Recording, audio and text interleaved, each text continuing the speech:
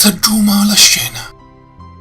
Mentre dormo da una banchina, ingiusciato alla mia frazzata, altri infelici mi s'agnonino. Mi vedo riverbo dallo schermo e dopo, da un momento, torno picciotto e ritrovo alla mia pupilla e a dita. E impircando una magaria, d'arredo a mia, appare la mia piccinidra che si fece donna e la mia carosa che si fece madre.